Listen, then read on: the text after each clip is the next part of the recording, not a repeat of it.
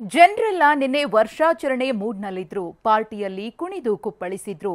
ಒಂದು ಕಡೆ ಭರ್ಜರಿ ಎಣ್ಣೆ ಪಾರ್ಟಿ ನಡೀತಿದ್ರೆ ಮತ್ತೊಂದು ಕಡೆ ಸರ್ಕಾರದ ಖಜಾನೆಯು ಸೈಲೆಂಟ್ ಆಗಿ ಭರ್ತಿಯಾಗಿದೆ.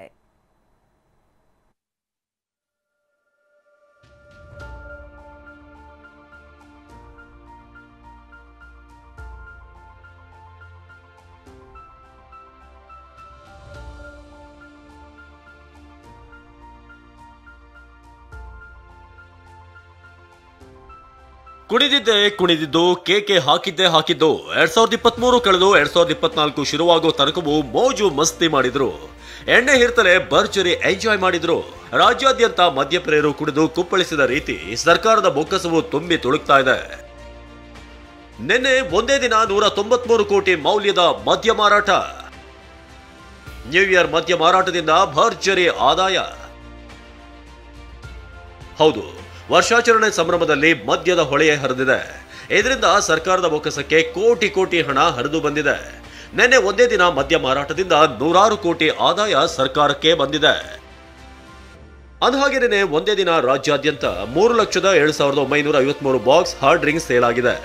1,95,005 ಕೇಸ್ ಬಿಯರ್ ಮಾರಾಟವಾಗಿದೆ. ಈ ಮದ್ಯ ಮಾರಾಟದಿಂದ ಸರ್ಕಾರಕ್ಕೆ 193 ಕೋಟಿ ಬಂದಿದೆ. ಅಬಕಾರಿ ಇಲಾಖೆ ನಿರೀಕ್ಷಿಸಿದ ಟಾರ್ಗೆಟ್ ರೀಚ್ ಆಗಿದೆ. ಡಿಸೆಂಬರ್ ಕೊನೆ ವಾರ ಅಂದ್ರೆ 7 ದಿನಗಳಲ್ಲೇ 1,070 ಕೋಟಿ ಮೌಲ್ಯದ ಮದ್ಯ ಮಾರಾಟವಾಗಿದೆ. ಡಿಸೆಂಬರ್ ತಿಂಗಳಲ್ಲಿ ಒಟ್ಟು 3,000 ಕೋಟಿ ಮೌಲ್ಯದ ಮದ್ಯ ಸೇಲ್ ಆಗಿದೆ. ಇನ್ನು ಕಳೆದ ವರ್ಷ ಡಿಸೆಂಬರ್ ತಿಂಗಳಲ್ಲಿ 2,611 ಕೋಟಿ ಮದ್ಯ ಮಾರಾಟವಾಗಿತ್ತು. ಈ ವರ್ಷದ ಡಿಸೆಂಬರ್ನಲ್ಲಿ 389 ಕೋಟಿ ಹೆಚ್ಚುವರಿ ಮದ್ಯ ಮಾರಾಟವಾಗಿದೆ.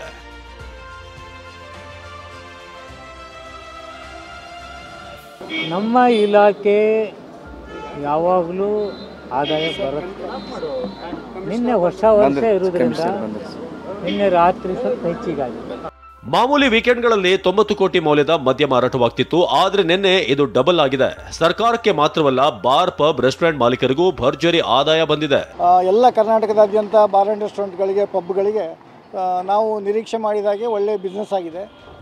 ಈ ಕೋವಿಡ್ ಒಂದು ಭಯ ಬೇರೆ ಇತ್ತು.